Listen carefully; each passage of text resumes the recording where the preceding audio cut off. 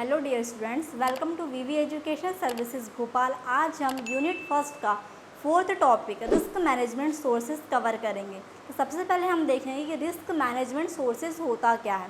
हमने रिस्क देखा, उसके बाद रिस्क मैनेजमेंट देखा। अब देखेंगे कि रिस्क मैनेजमेंट सोर्सेज क्या है। रिस्क मैनेजमेंट सोर्सेज वे सोर्सेज होते हैं जो रिस्क को उत्पन्न करते हैं। हमें पता चलता है कि रिस्क कहाँ से उत्पन्न हो रहे हैं, कहाँ से रिस्क आ रहे हैं। ठीक है, देखते हैं कि वो सोर्सेस कौन कौन से हैं जहाँ से रिस्क उत्पन्न हो रहा है या जहाँ से रिस्क आ रहा है। Sources of risk in risk management refer to the origins of factors from which risk arise that can affect on organizations objective operation और परफॉर्मेंस। रिस्क मैनेजमेंट के सोर्सेज जोखिम के स्रोत वे कारण या वे स्रोत होते हैं जहाँ से जोखिम उत्पन्न होता है जो किसी संगठन के कार्य, लक्ष्य या परिणाम को प्रभावित करते हैं। ठीक है, रिस्क मैनेजमेंट के सोर्सेज क्या होते हैं, जोखिम मतलब कहना चाहिए जोखिम के स्रोत क्या होते हैं, वे उसको ऐसा बोल सकते हैं कि रिस्क मैनेजमेंट सोर्सेज वे कारण होते हैं जो जहाँ से जोखिम उत्पन्न हो रहा है, जो किसी ऑर्गेनाइजेशन का काम, जैसे किसी ऑर्गेनाइजेशन कंपनी में काम चल रहा है उसको प्रभावित करेंगे, या फिर किसी का कोई गोल है, किसी का जो रिज़ल्ट है उसको प्रभावित करेंगे। वो क्या कहलाते हैं, वो कहलाते हैं रिस्क मैनेजमेंट के सोर्सेज। अब हम ये देखेंगे कि रिस्क मैनेजमेंट के सोर्सेज क्या, हमने देखा, इसकी डेफिनेशन देखा, बट अब ये देखेंगे कि रिस्क मैनेजमेंट के सोर्सेज है कौन कौन से, कहाँ से रिस्क उत्पन्न होता है। सोर्सेस ऑफ रिस्क, जोखिम के स्रोत। फर्स्ट है इंटरनल सोर्सेस, जिसे बोलते हैं आंतरिक स्रोत। अब इंटरनल सोर्सेस क्या होता है, इंटरनल मतलब अंदर के। अगर एक कंपनी है, एक ऑर्गेनाइजेशन है, ठीक है, उसके अंदर काम चल रहा है, तो आंतरिक स्रोत कौन कौन से हो सकते हैं। ठीक है, अब कंपनी है तो वहाँ पर एम्प्लॉयज़ भी होंगे, ठीक है, एक मैनेजमेंट भी होगा, ठीक है, टॉप लेवल मैनेजमेंट होगा, मिडिल लेवल मैनेजमेंट होगा, लोअर लेवल मैनेजमेंट होगा, एक मैनेजमेंट भी होता है, एम्प्लॉयज़ भी बहुत सारे होते हैं। इसके बाद अगर कंपनी है तो वहाँ पर मशीन से भी होगी जिससे काम हो रहा है, प्रोडक्शन का काम भी होगा। ये सारी चीज़ें एक कंपनी के अंदर होती है। ठीक है, तो अब इसमें से सोर्सेज कौन कौन से हो सकते हैं।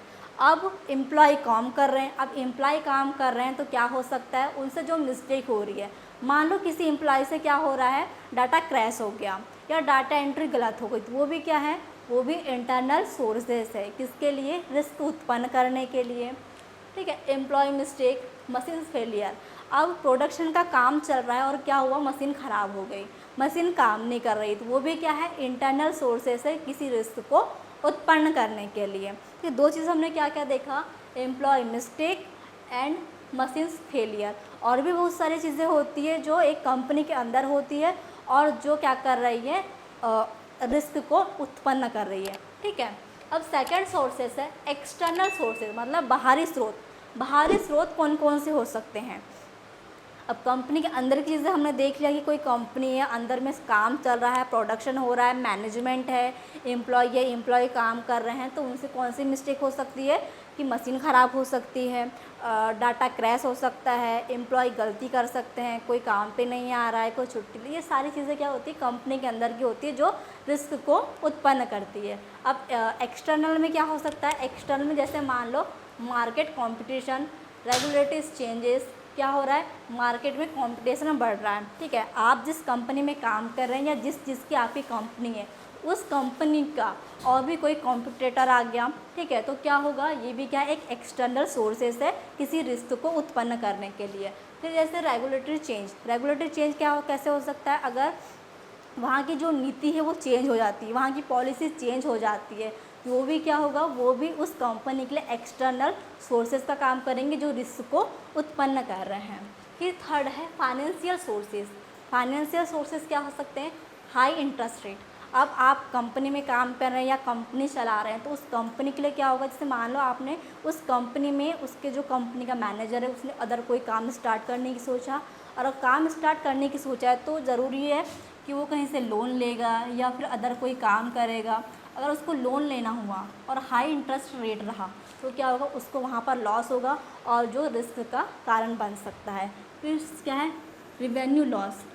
अब इंटरेस्ट रेट बढ़ेगा तो भी उसको लॉस होगा, ठीक है। बिजनेस सही से नहीं चलेगा तो क्या होगा, उसकी इनकम भी कम होगी, तो वो भी क्या है, वो भी एक फाइनेंशियल सोर्सेस है, ठीक है, जो रिस्क क्या कर रही है, उत्पन्न कर रही है। फिर है ऑपरेशन सोर्स। ऑपरेशन सोर्स मतलब परिचालन स्रोत, या जिसे बोल सकते हैं कि जो डेली काम होते हैं, जो रोज़मर्रा के काम होते हैं किसी कंपनी में, जो डेली ऑपरेशन होते हैं कि डेली कौन सा काम होना है, रोज़ प्रोडक्शन होगा, रोज़ काम चलेंगे, ठीक है। उसमें अगर कोई प्रॉब्लम आती है, उसमें प्रॉब्लम कैसे कैसे आ सकती है, जैसे कि production stoppage, supply chain issue. Supply chain issue मतलब जैसे कि काम चलते आ रहा है शुरू से लेकर स्टार्टिंग तक, अब रॉ मटेरियल ही नहीं रहेगा तो प्रोडक्शन कैसे होगा, ठीक है। अगर रॉ मटेरियल नहीं है तो काम रुक जाएगा, तो वो भी क्या है, वो एक ऑपरेशनल सोर्सेस है जो रिस्क को उत्पन्न कर रहा है, ठीक है। फिर प्रोडक्शन स्टॉपेज, सप्लाई चेन बंद हो जाएगा तो प्रोडक्शन भी नहीं होगा। अब है स्ट्रेटजिक सोर्सेज। स्ट्रेटजिक सोर्सेज क्या होता है, अगर आप कोई कंपनी चला रहे हैं उसके लिए आपने क्या किया, कोई स्ट्रेटजी बनाया, उसके लिए एक प्लानिंग तैयार की कि आपको शुरू से लेकर लास्ट तक क्या करना है, बट क्या हुआ बीच में, जो आपकी स्ट्रेटजी थी, जो आपकी प्लानिंग थी, वो सही से काम नहीं कर रही है, ठीक है। उसमें क्या हो रहा है, आपका प्रॉफिट नहीं हो रहा है, लॉस हो रहा है, जो आपकी स्ट्रेटजी थी सही से नहीं बनी थी। क्या क्या हो सकता है, पुअर बिजनेस स्ट्रेटजी, न्यू जो प्रोडक्ट है वो फेलियर हो रहा है, वो क्या है, एक स्ट्रेटजिक सोर्सेस है जो कंपनी को लॉस में ला रहा है और रिस्क को उत्पन्न कर रहा है। फिर है कॉम्प्लियंस लीगल। कॉम्प्लियंस या बोल सकते हैं लीगल, ठीक है। अब कोई कानूनी कहना चाहिए कानून का दायरा है जिससे कोई कंपनी पालन नहीं कर रही है। अब किसी कहना चाहिए पॉलिटिकल रूल्स, या कहना चाहिए जो लीगल रूल के अनुसार अगर कोई भी कंपनी पॉल्यूशन के लिए जो भी रूल्स बनाए गए हैं उसको फॉलो नहीं कर रही है, उनके नियम को पालन नहीं कर रही, तो क्या होगा, तो कानूनी उस कार्रवाई होगी उस कंपनी पर। तो वो भी क्या है, एक प्रकार का लीगल फेलियर है जो रिस्क उत्पन्न कर सकता है, ठीक है। फिर एनवायरनमेंट एंड सोशल सोर्सेज, पर्यावरण और सामाजिक स्रोत, जैसे कि एनवायरनमेंट एंड सोशल सोर्सेज में क्या आ सकता है, जैसे क्लाइमेट का चेंज होना, ठीक है। क्लाइमेट अगर चेंज हो रही तो क्या होगा, हमारे इन्वायरमेंट पर असर पड़ेगा, इन्वायरमेंट पर असर पड़ेगा तो वो भी क्या है, एक रिस्क की संभावना है। जैसे कि कोई आपदा आना, बाढ़ आ जाना, भूकंप आना, ठीक है, ये भी क्या है, एक इन्वायरमेंट एंड सोशल सोर्स है जो रिस्क को उत्पन्न करते हैं।